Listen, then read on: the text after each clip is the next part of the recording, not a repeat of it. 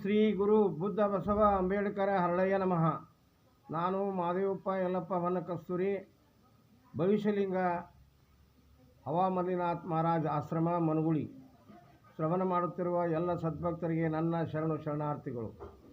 ಇಂದು ನಾನು ಶತ್ರುಗಳ ವಿನಾಶ, ಶತ್ರುಗಳ ಸಂಹಾರ ಎಂಬ ವಿಷಯದ ಮೇಲೆ ಒಂದೆರಡು ವಿಚಾರಗಳನ್ನು ಹಂಚಿಕೊಳ್ತಾ ಇದ್ದೇನೆ.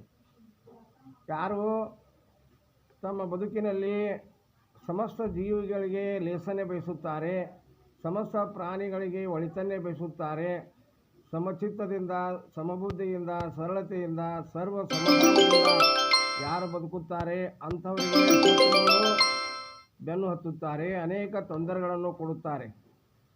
ಅಪಪ್ರಚಾರ ಮಾಡುವುದು, ನಿಂದಿಸುವುದು, ನಾನಾ ರೀತಿಯಲ್ಲಿ ಅವರಿಗೆ ತೊಂದರೆ ಕೊಟ್ಟು ಓಡಿಸುವುದನ್ನು ಮಾಡುತ್ತಾರೆ. ಆದ್ದರಿಂದ ನಾವು ಸದಾ ಸರಳವಾಗಿ ಇಂದ್ರಿಯಾದಿಗಳನ್ನು, ಅಂದರೆ ಕರ್ಮೇಂದ್ರಿಯಗಳು, ಜ್ಞಾನೇಂದ್ರಿಯಗಳನ್ನು ನಾವು ಹತೋಟಿಯಲ್ಲಿಟ್ಟುಕೊಂಡು ನಾನು, ನನ್ನದು, ಮೋಹ, ಮಮಕಾರ, ವ್ಯಾಮೋಹಗಳನ್ನು ಬಿಟ್ಟು ಎಲ್ಲರಿಗೂ ಒಳಿತನ್ನೇ ಬಯಸಬೇಕು. ಪರರು ನಮ್ಮಂತೆ ಎಂಬ ಭಾವನೆ ತಾಳಿದಾಗ ಮಾತ್ರ ನಮ್ಮ ಜೀವನ ಸುಖಿ ಜೀವನವಾಗುತ್ತದೆ.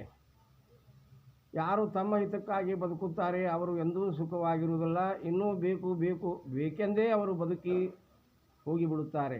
ಆದ್ದರಿಂದ ಸಾಕು ಎಂಬ ಭಾವನೆಯನ್ನು ಬೆಳೆಸಿಕೊಂಡು ಆ ಭಗವಂತನನ್ನು ನಾವು ಭಕ್ತಿ, ಶ್ರದ್ಧೆ, ನಿಷ್ಠೆಯಿಂದ ನಮ್ಮ ಹೃದಯ ಕಮಲದಲ್ಲಿ ನೆಲೆಸುವಂತೆ ಮಾಡುತ್ತಾರೆ. ಅಂಥವರಿಗೆ ಶತ್ರುಗಳು ತಮ್ಮಿಂದ ತಾವೇ ದೂರ ಆಗುತ್ತಾರೆ, ವಿನಾಶ ಹೊಂದುತ್ತಾರೆ.